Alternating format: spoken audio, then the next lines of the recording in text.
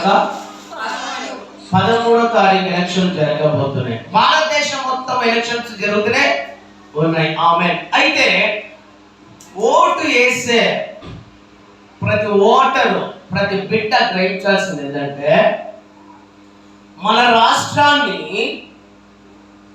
న్యాయంగా సత్యముగా తీర్పు తీర్చి పరిపాలిస్తున్న నాయకుని మనము ఎన్నుకోవాలి.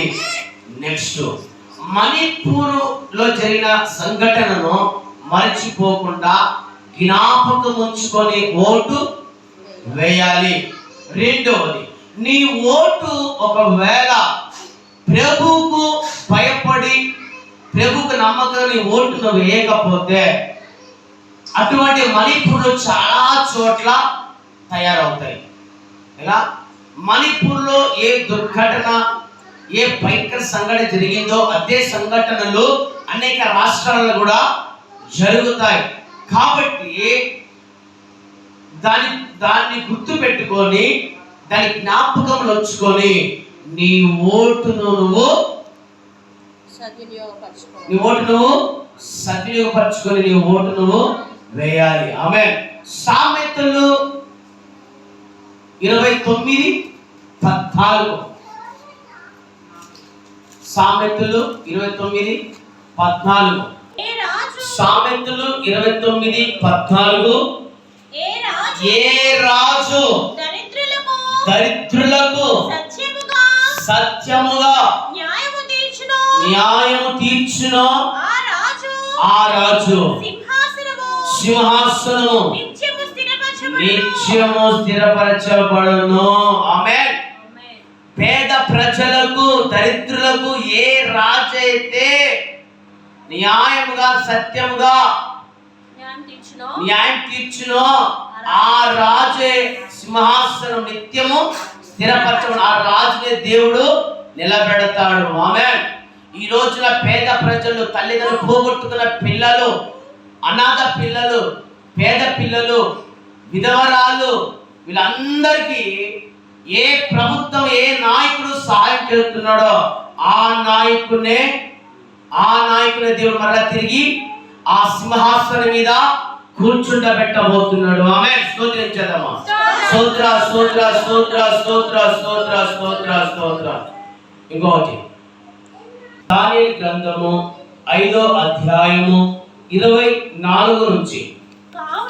కావున ఆయన ఎదుట నుండి ఈ అరచేయి వచ్చి ఈ వ్రాతను రాసెను. రాసిన శాస్త్రమేదనగా మెనే టెకెల్ ఉఫాసిన్. ఈ వాక్య భావం ఏమనగా, మెనే అనగా దేవుడు నీ ప్రభుత్వ విషయంలో లెక్క చూచి దాని ముగించెను. టెకెల్ అనగా ఆయన నిన్ను త్రాసులో తూచగా నువ్వు తక్కువగా కనబడితివి. అనగా నీ రాజ్యము నీ యొద్ద నుండి విభాగింపబడి మాదీయులకును పారసీకులకును ఇయ్యబడును. చాలు. హల్లెలూయా. దేవుడు త్రాసులో తూచినప్పుడు ఎవరైతే నమ్మకంగా ప్రభు కనబడతారో వారు ఆ సింహాసనము అధిష్ఠించుకుంటారు. ఆమేన్. ఎవరైతే త్రాసులో తూచినప్పుడు సరిగ్గా ఉండరో వారి సింహాసనము పోగొట్టుకుంటారు. ఆమేన్. దేవుడు ఈ కార్యము చేయబోతున్నారు. స్తోత్రించడము. స్తోత్ర. ప్రజలకు నమ్మకంగా, పేదవాళ్ళకి నమ్మకంగా, పేద పిల్లలకు నమ్మకంగా, విధవరాలి పిల్లలకు నమ్మకంగా, దిక్కులేని పిల్లలకు నమ్మకంగా, అన్ని కోణాలలో పేదవాళ్ళకి సహాయం చేసిన వారిని దేవుడు అదే సింహాసనం మీద ఆయన కూర్చుండబెట్టబోతున్నారు. శోధించడము. వారి సీటును ఎవరు కదిలించలేరు. శోధించడము. ఆయన క్లాసులో కూర్చున్నప్పుడు దరిద్రులకు న్యాయమైన తీర్పు తీర్చిన వారికి మరలా సింహాసనము దేవుడు ఇవ్వబోతు. స్తోత్రించదాము. స్తోత్రం.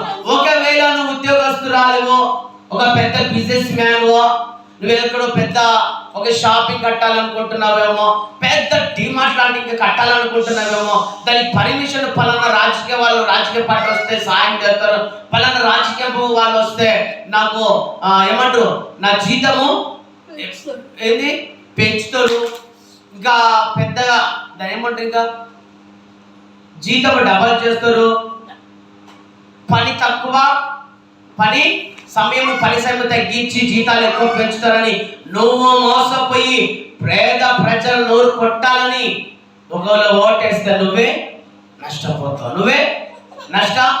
10,000 వచ్చినాడు బతుకుతాడు, 1,00,000 రూపాయలు వచ్చినాడు కూడా బ్రతకట్లే. ఎందుకు?